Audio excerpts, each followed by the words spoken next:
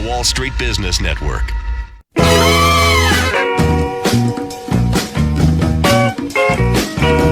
Are you one of the 9 million Floridians living in a community managed by a property manager or HOA? If you've ever wondered what your rights are as a resident or what your role is as a volunteer board member, you've come to the right place.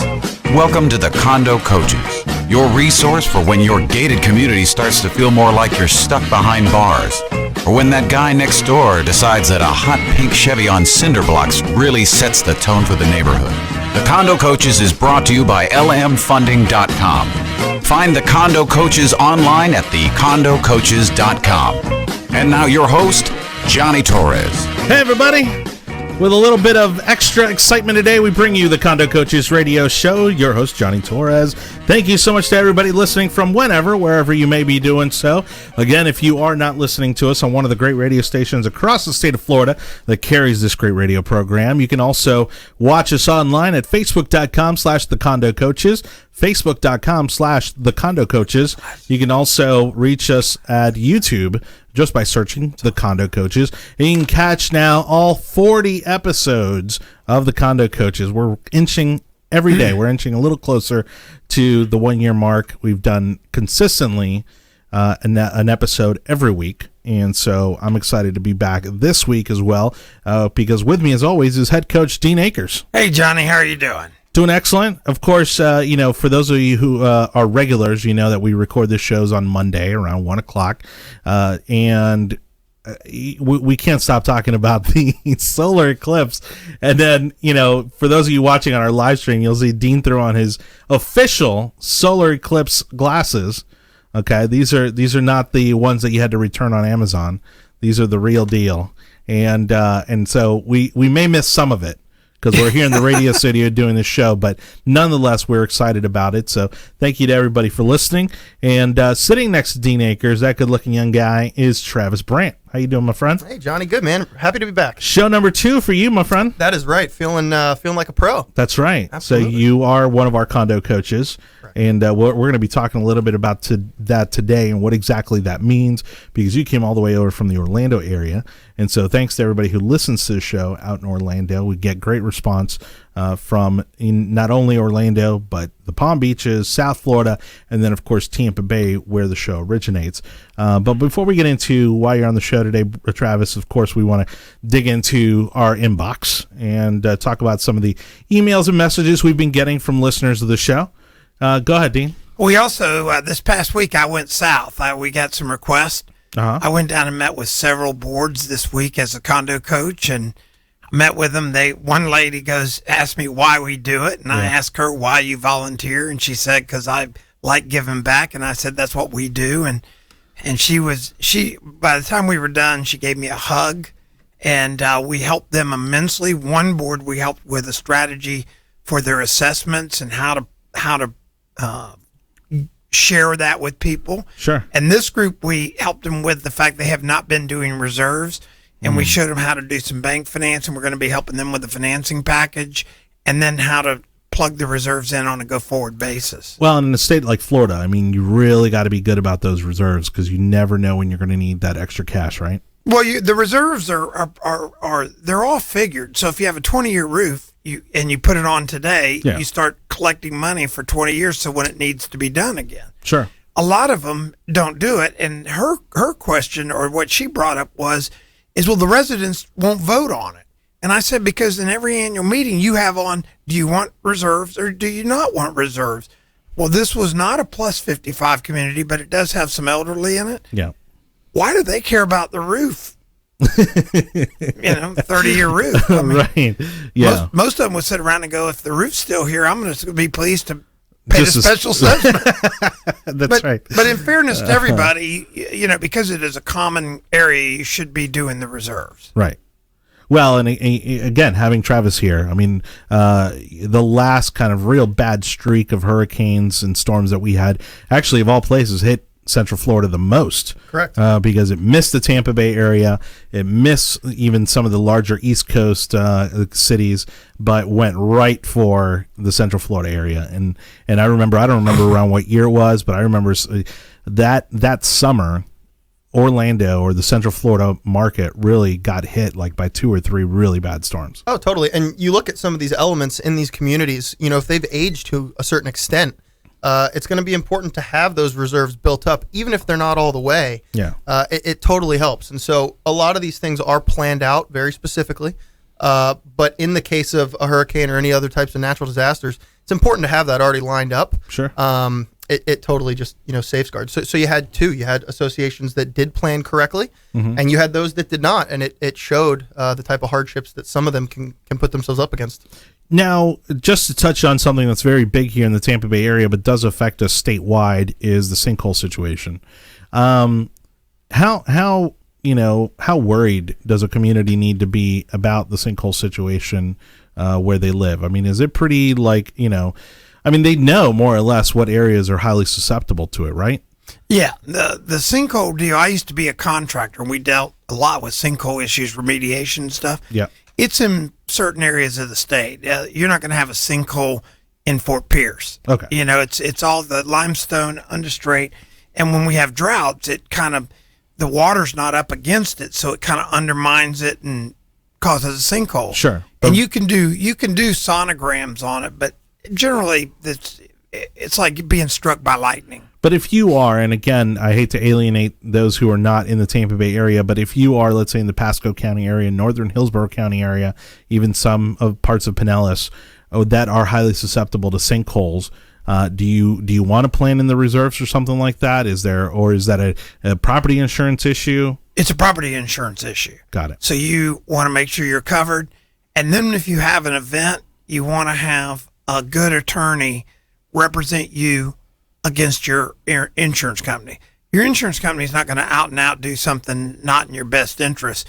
But on several events I've been involved with, when you have a good lawyer that specializes in the area, they know how to explain it to the insurance company and how to set it up properly so that you get proper compensation. Yeah. Well, and again, I mean, just because you bring on an attorney doesn't mean that it's going to be a combative situation. Right. It's just someone that's advocating in your behalf. Correct. That is knowledgeable in regards to the legal commitments that the insurance company has in these situations. And we've had both an an attorney and a guy that's a professional engineer on our previous shows. Right. Explain that, and it's very real. Yeah.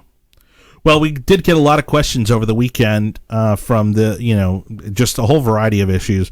So we're going to dive into this. And I think, again, with Travis being a condo coach, it's going to be great to have his insight as well. So we'll kick off with Joan's email. Speaking of Pinellas County, she's writing to us from Kings Point. And she says that she asked the board member if she could be put on the agenda to speak at the annual meeting about wanting criminal and credit background checks for buyers and renters. I'm assuming it's more so the renters, but the president was very much against this. She became angry when she tried to explain that it's easy to implement, that it's a very low cost to the association, and that there are many communities that require this. Are there documents that are worded, that factor this in? And then can a board member refuse to put that on the annual meeting agenda? Well, I mean, this goes back to communication. Yeah. Can a board member refuse to put it on an annual meeting agenda? I suppose they could. I'm not a lawyer. I would say this. If somebody has an issue, there's a term in all Robert's rules. They call it new business and old business.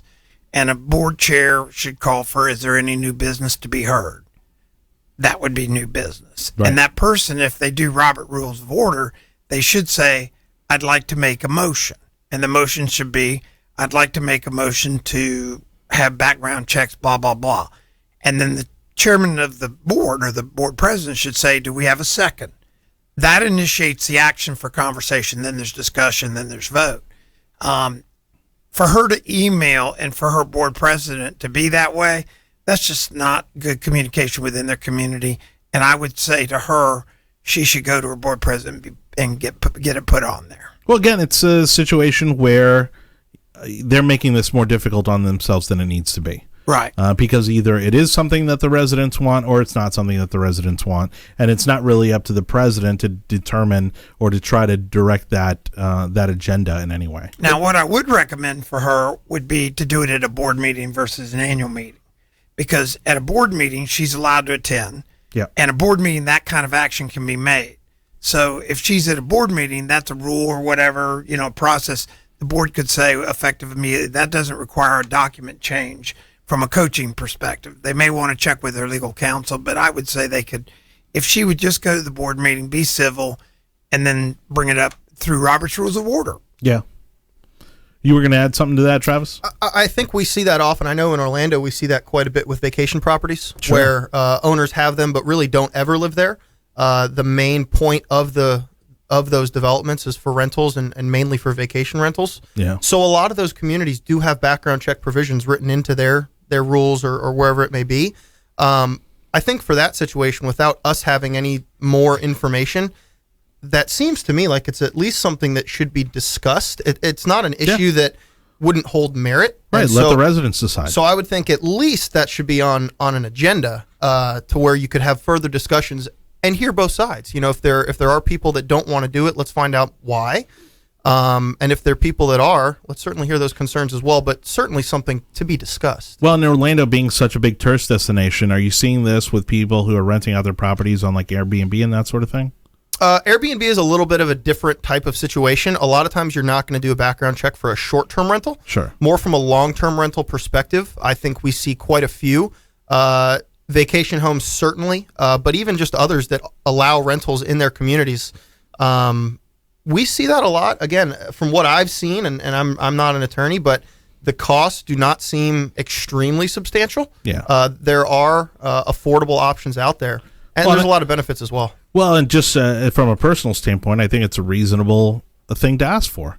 Well, here's another point. If it's in their document for new owners, that they have to have it for new owners, I would just push that through for renters. Yeah, I agree. All right. Well, we got Travis Brant on with us, one of our condo coaches, head coach, Dean Akers, and more on what's best for your association, helping you run your association effectively, efficiently, and on budget. It's the Condo Coaches Radio Show.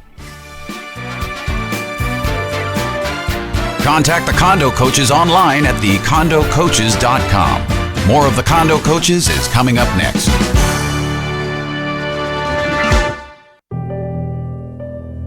Life is full of bittersweet transitions.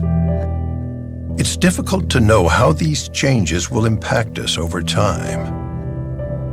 For some people, difficult transitions like retirement, divorce, or loss of a loved one can hit harder than expected and may contribute to feelings of hopelessness or even thoughts of suicide. The risk of suicide is even higher for men over 50 who served our country. Guys like me. That's why support from friends and family makes such a big difference. Every day, your actions could help save a life. Together, we got this. Learn how you can help save a life at veteranscrisisline.net.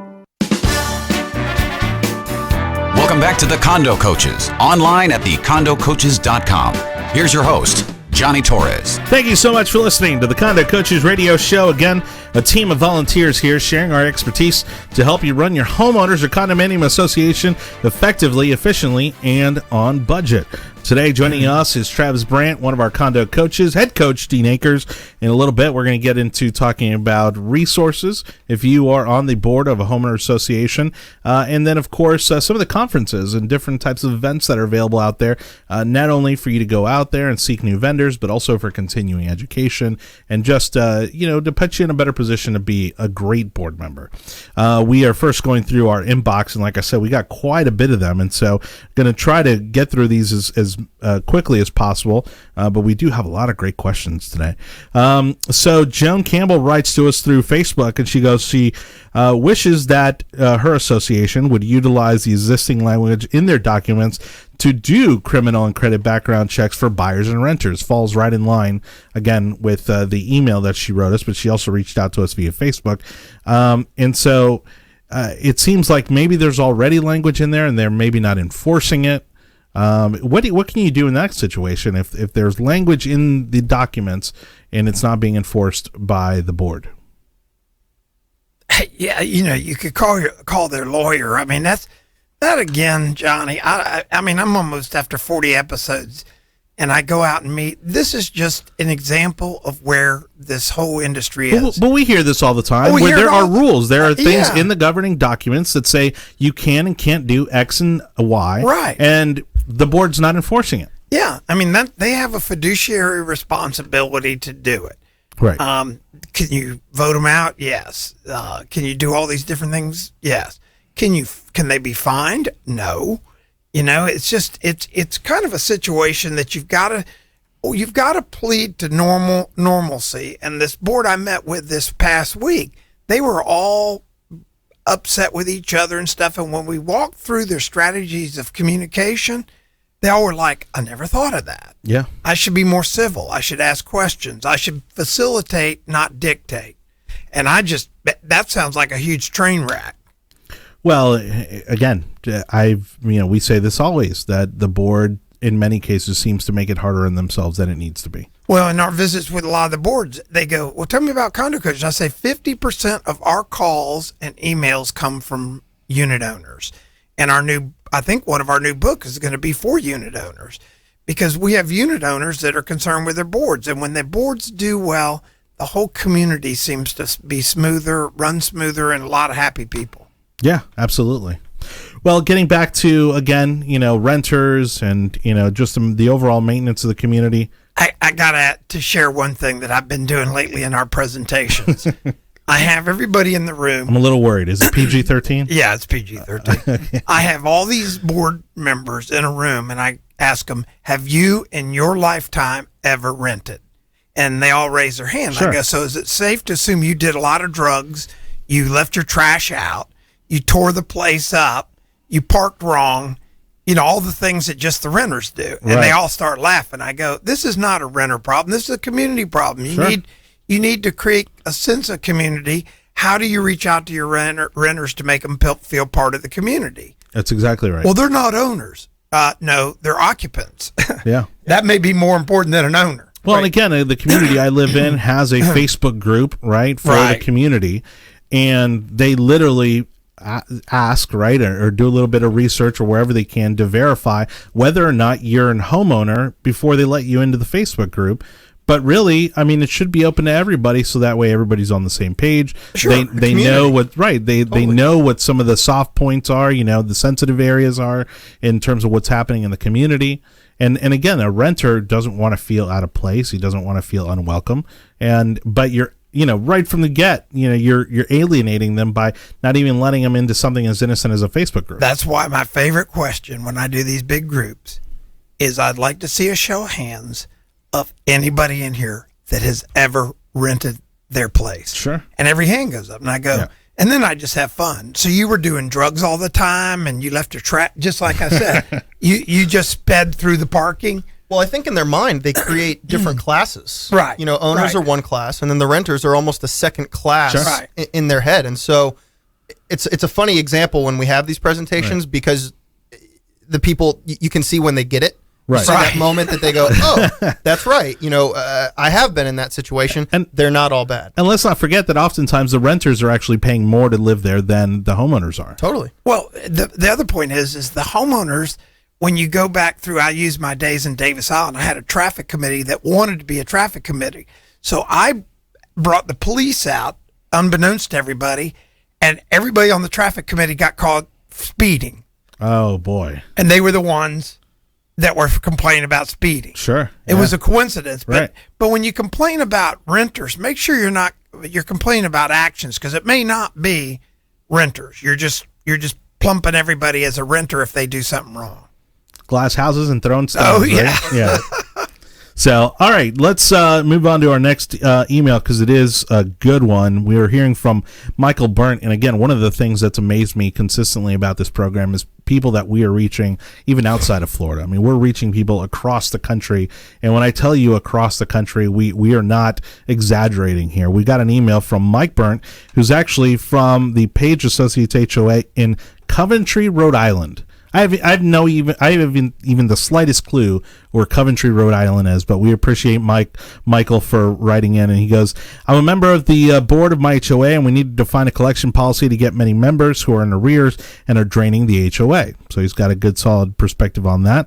They're a residential, one-family development with approximately 30 homes.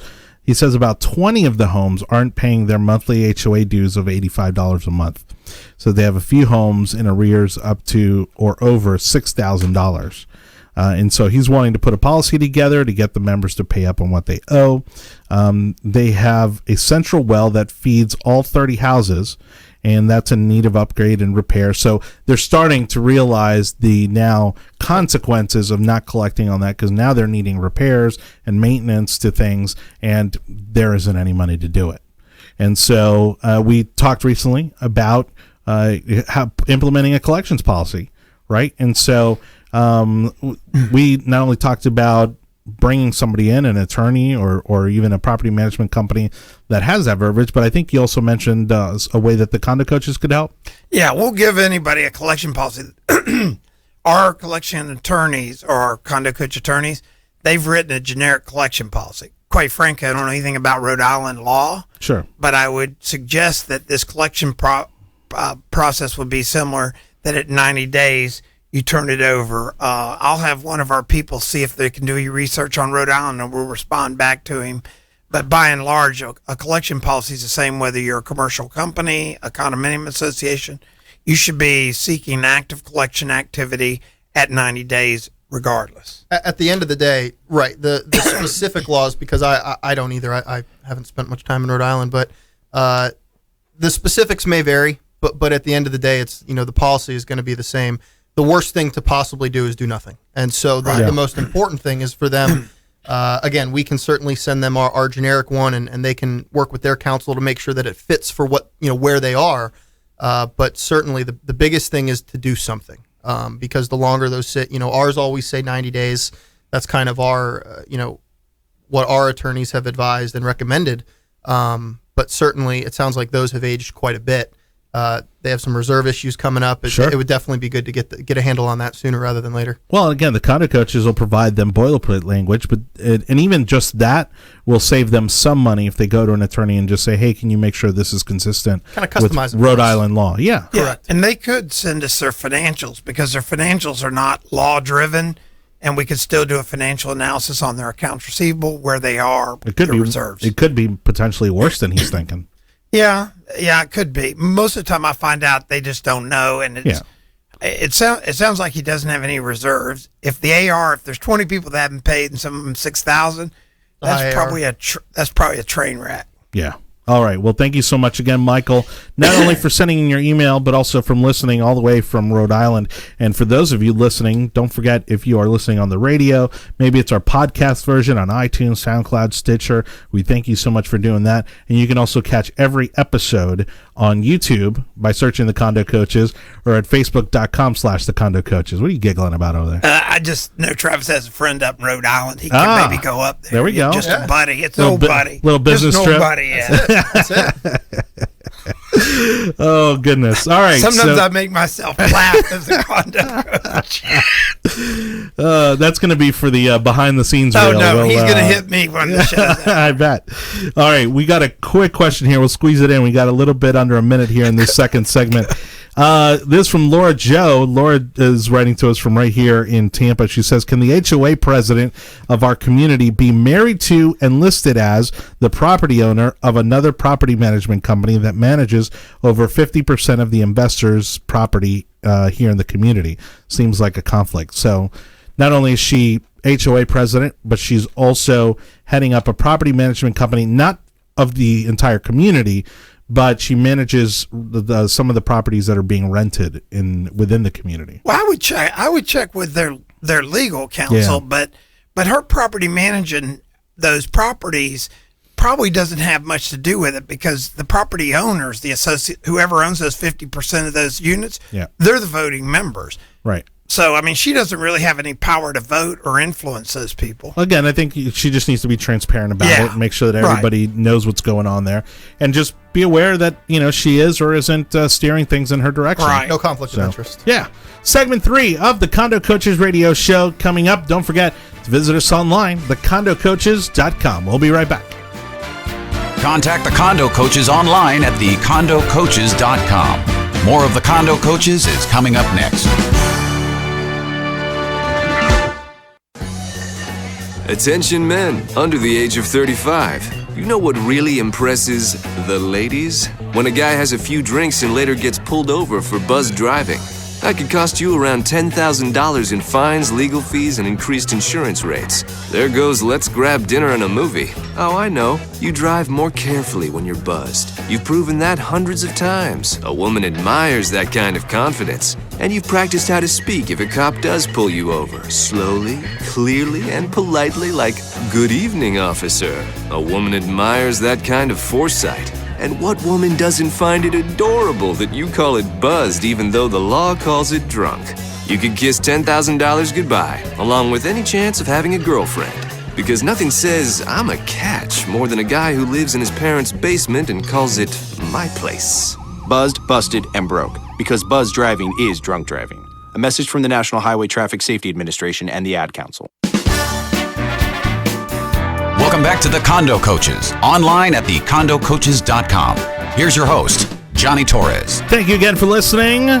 Don't forget you can download our 6 absolutely free playbooks right now at thecondocoaches.com/playbook, thecondocoaches.com/playbook. And anybody watching me on the live stream right now probably thinks I look pretty ridiculous trying to hold up these 6 booklets with one hand, but we've got 7, 8 coming out soon. All right, they're in the approval process, and these have been a huge hit. We've printed off thousands of copies, and these are essentially the manual to being a great board member for your community or homeowner association, and they're absolutely free if you go to our website, thecondocoaches.com/playbook, thecondocoaches.com/playbook. Now, the reason why is because all the topics that we cover here on the show, we've actually put in playbook form for you to review and to study, but it's such things as understanding your community's finances, the ABCs of holding elections.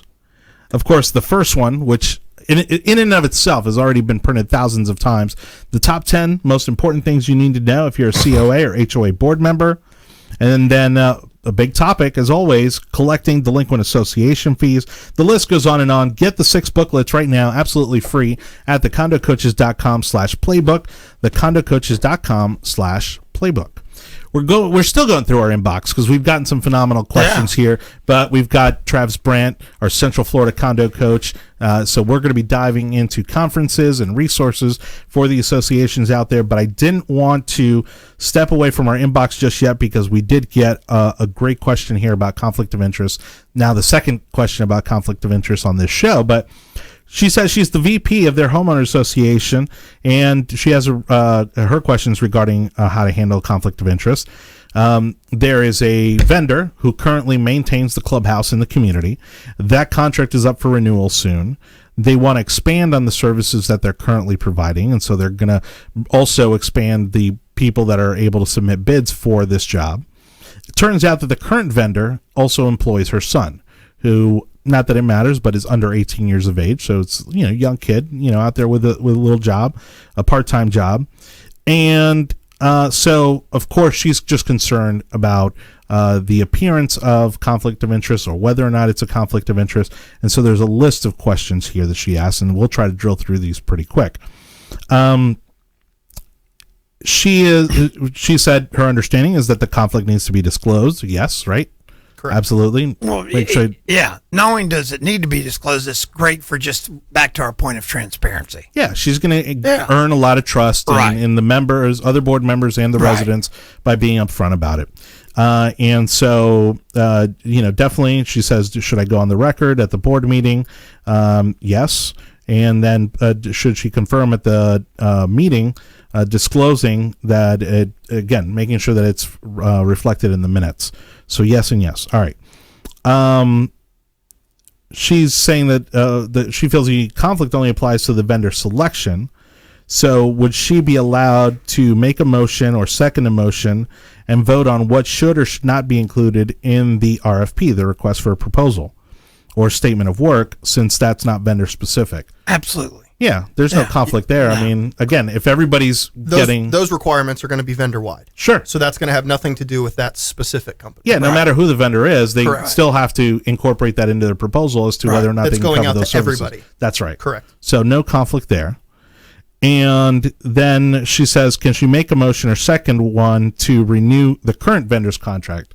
Now, that one's a little tricky for me. I think she's already answered her own question in the first question. She's recused herself, or at least shared with everybody. There's no upside for her making a motion if she said it's a conflict of interest on the first one. So I would say not make the motion, but she should be able to vote on it. Yeah, but if it's a 5-person board and everybody's for it, go ahead and abstain. Matter. Yeah, just say I'm going to abstain. I think this is a perfect example of a board member that is consciously trying to do the right thing, and is very rightful. You know, there's really, from the details she gave us, there's not anything here that's really sketchy, maybe, for lack of a better word. Being very proactive about it. Under 18 years old, you have a board member that's being very proactive. It's not that he owns the company, he's not selling the services, which we've heard of. And that's where I think that's where it gets a little bit chippier. I think in this situation, as long as she discloses it and there's not any, big issues, or there's anything else that somebody else has a problem with, I agree. I probably wouldn't motion it.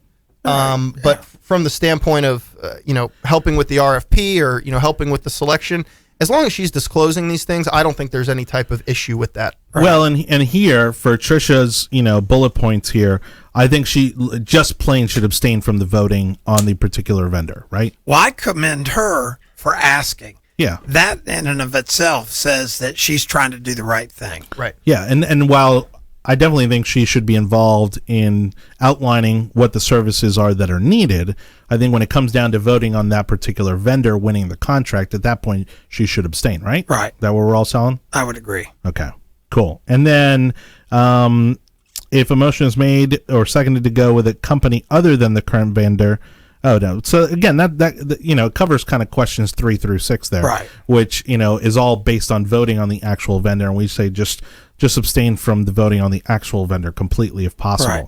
Now, if there's a tie situation, I mean, don't know what that is. If it's a 3-person board and one's against and one's for, again, I'm not. Or if it's a 5 and she abstains, now you got a 4-person board. 2-2. I mean, my personal, and again, none of the three of us are attorneys, so I would at that point maybe look for a legal opinion. Just for me and what I've seen with the situation, because she's being so forward about it, because she's clearly wants to be transparent, and just with the situation with a young son that's clearly not in a power position with this company. Sure. I think in that situation, if that vendor's done a good job, I think it's something where if an issue ever arose, she would be able to go back and say, look, my son is not the reason that, I voted for this company, when he's just helping out pick up some leaves. Right. So I think with that specific example, you're probably not going to get yourself into too much trouble, but I think it's a great example of a board member that understands what her responsibilities are and being transparent with her board. I think that's great that she's conscious of that. Yeah. Well, and again, we talk about making your life easier. If you're sitting on a board, be transparent, be proactive. She's doing all those things. It's great to see that, right? Because I think she's doing all the right things. Yeah, and she has the right idea. She knew that she should likely abstain from voting in those situations, and she's absolutely right. Now, again, request for proposal or the statement of work. Again, I think that she should definitely be because that affects all of the bids that are going to be coming in. Right. That's more of a universal requirements gathering process. It doesn't have to do with the selection of that vendor. Exactly. Where it can seem like, her vote may tarnish that process. Correct. In any situation going forward. Again, better to just stay out of that situation completely. So very cool question. Totally. Thank you, Trisha, for that. Phenomenal questions. If you want to send us your question, there's actually a few ways you can send those in to us. You can actually go to our website, thecondocoaches.com, thecondocoaches.com. And on there, you'll find a few forms. One of them is ask your question on the air, or just a contact us form. All those come to us here. Dean and I take a look at all of those emails. And what we do is we take those messages not only through the website, but also when you email us, and we get them to the right condo coach that is best suited to help you in your situation. If you do want to just email us directly, help@thecondocoaches.com, help@thecondocoaches.com. And again, that comes to us. We get it to the right condo coach that's best suited to help you. If you're in Central Florida, that's going to be Mr. Travis Brant here, who's joining us today. And it just helps us expedite the process because we have a funnel effect, essentially, where everything kind of comes down and then it gets filtered out to the right person. Now, the other one is if you'd like to hear Dean's lovely voice on the other end of your phone, you can also call us 813-331-5415.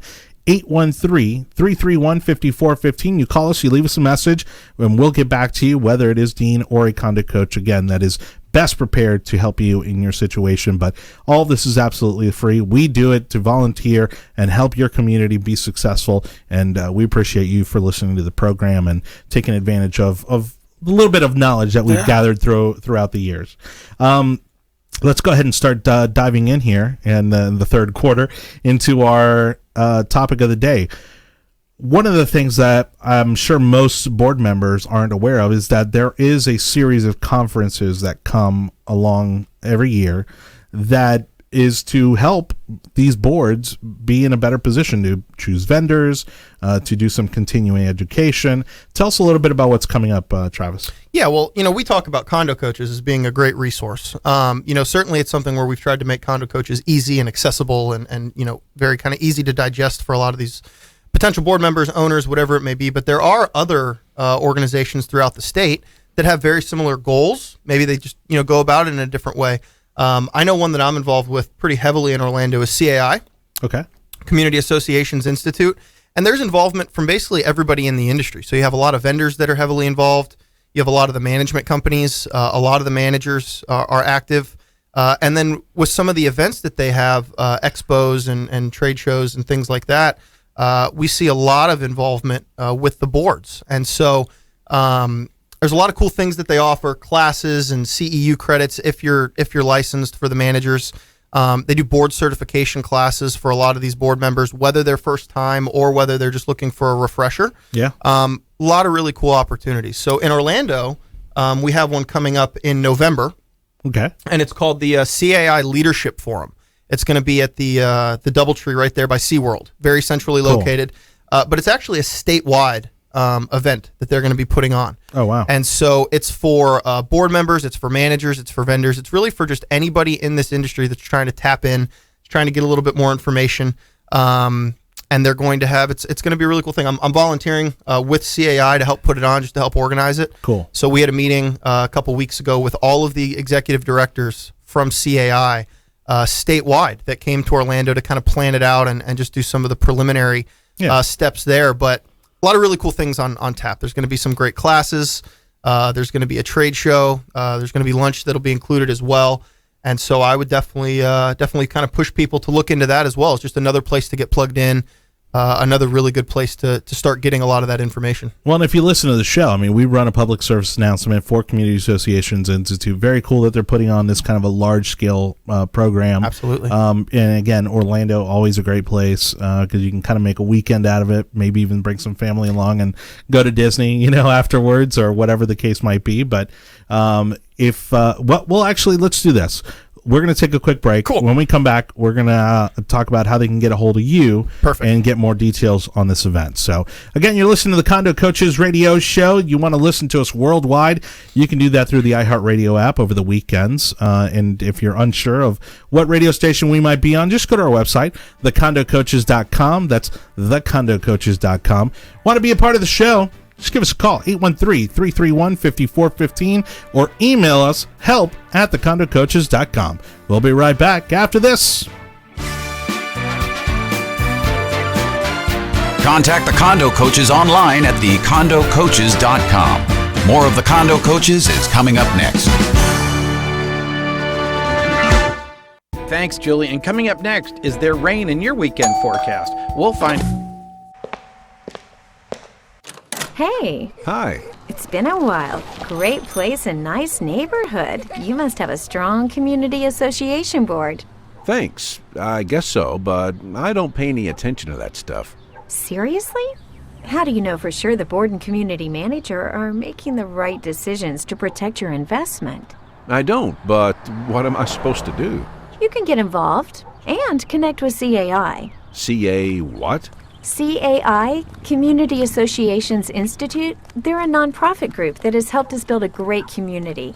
They have free resources for your association board, professional training for community managers, and helpful information for homeowners. Thanks. I'll definitely do that.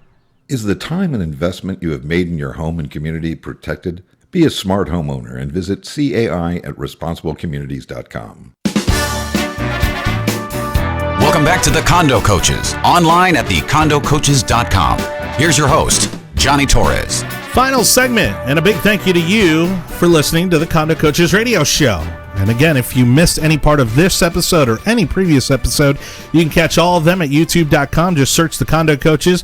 On Facebook at facebook.com/the Condo Coaches, or just go to our website, thecondocoaches.com. Joining us today, one of the team members, Condo Coach Travis Brant, who covers our Central Florida market for us, and of course, head coach Dean Akers, who's just itching to get these solar eclipse glasses on and go outside and stare down this thing. I just think I need to get a pair made for me 24/7. There you go. Just wear them all the time. Yeah.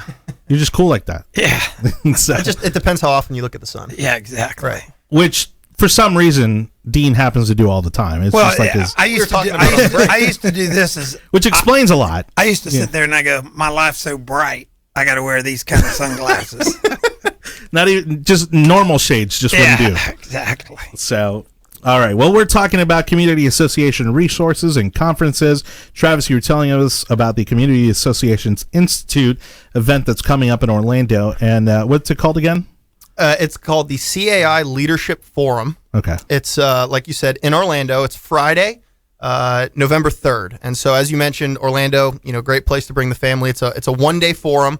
We're going to start it that Friday, and a lot of people they're going to be staying the weekend, bringing the kids, enjoying the Disney thing and everything Orlando has to offer. So they tried to make it centrally located, make it as I guess as applicable as we can statewide. Well, and a lot like this radio show. I mean, if you want to go to this forum, to this conference, you don't have to be a board member. You don't have to be a property manager. You don't have to be, right? I mean, and if you are a board member, that's all the more reason you should go, even if the credits don't mean anything to you, because at the end of the day, it's just going to make you a better board member for your community overall. Absolutely. There's going to be really good information. We're going to start it off with a keynote speaker, and then there's a legal Q&A. There's a lot of new legal updates, especially this year in the legislature. I know we've talked a lot about that. So it'll be an interactive session to kind of kick off the day where anybody, much like we do on the show, where they can bring in questions and almost get, I don't want to say free legal advice, but they can get some direct questions, direct answers to their specific questions, which I think will be great.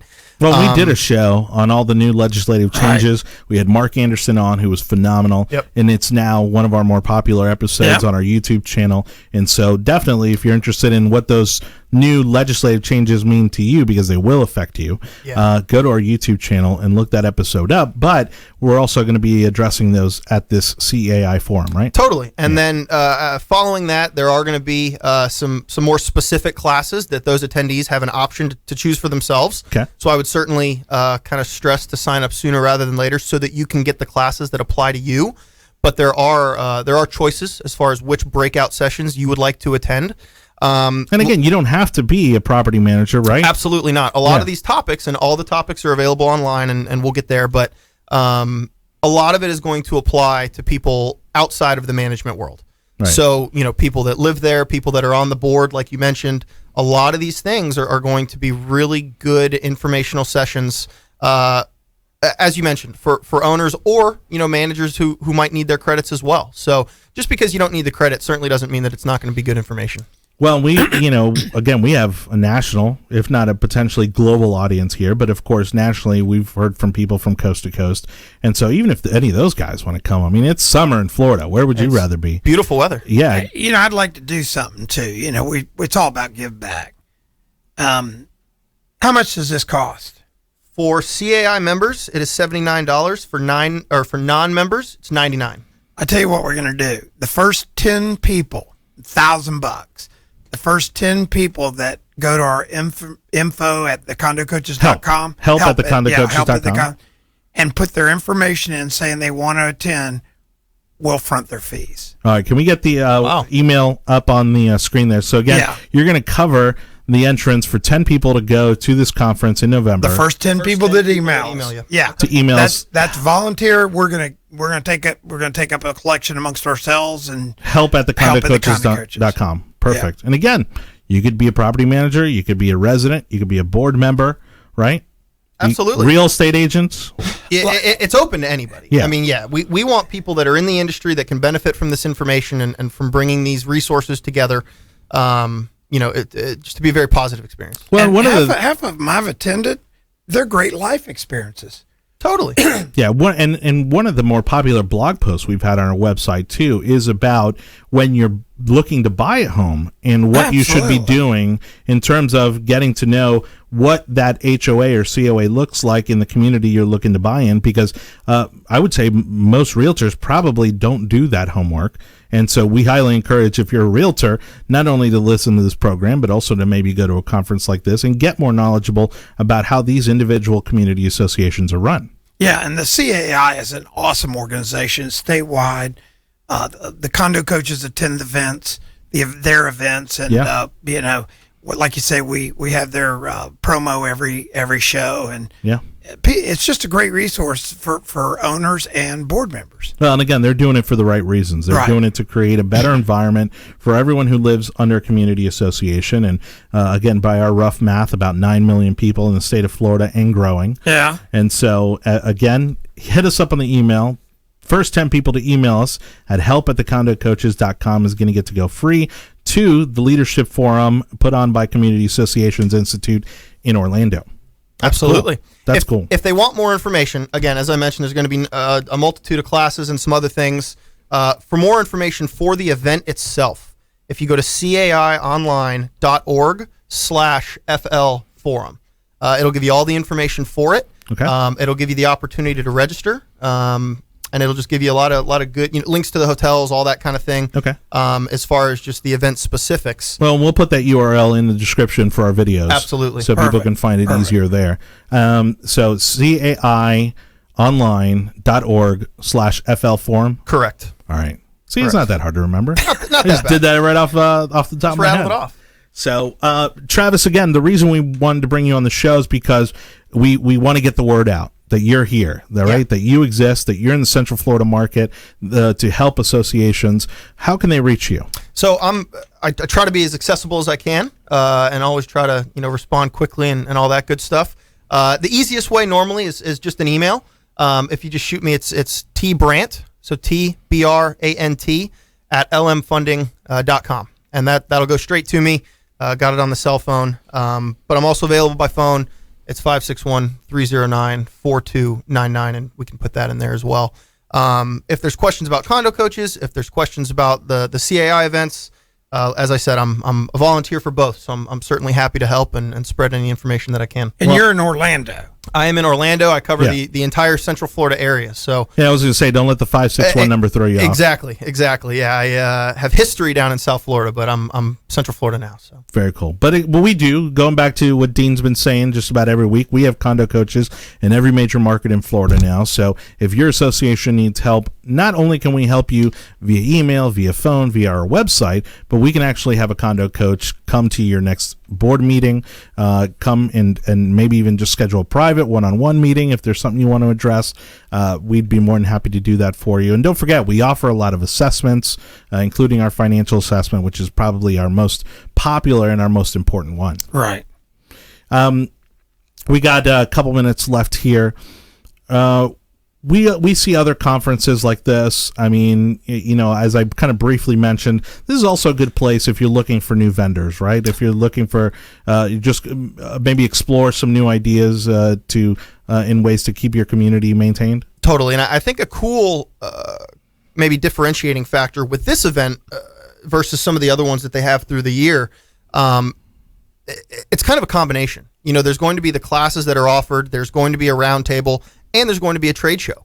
So regardless of your role or regardless of how involved you are, there really is something for everybody here. It's a situation where everybody can take something away from it. There's going to be a lot of really great vendors who partner with CAI that you kind of know that they're the good ones in the industry, that they have a good track record, they're trusted, and all those important things. Sure. There's going to be a 3-hour trade show right in the middle of the day over the lunchtime period in between the 2 class sessions, where any board members that are looking for new partners or they're looking for maybe new opportunities for to bring people into their community. It's going to be a great opportunity to make those connections. Well, and that if there's a vendor there on the trade show floor for the CAI forum, that this is someone who's been in the industry a while. They're plugged in. This isn't a fly-by-night company. They're also likely able to service you statewide, regardless of what part of town you're in. Especially for this event. That's a great point. Yeah. So, these are people that have been vetted over time in being a quality vendor. They're not here just buying a booth. Correct. Yeah. So huge benefit to the association and to the board members in that respect, that you really are getting connected with some vetted resources. All right. Well, again, if you have any questions on anything we've talked about on today's show, a few ways to get a hold of us. Our website, thecondocoaches.com, thecondocoaches.com. Also, you can email us, help@thecondocoaches.com. That's help@thecondocoaches.com. Or we'd love to hear from you. We love our voicemails. So keep calling us, 813-331-5415. Thank you so much. You've been listening to the Condo Coaches, brought to you by lmfunding.com. Find us online at thecondocoaches.com and join us this same time next week as we help you navigate life in your managed community.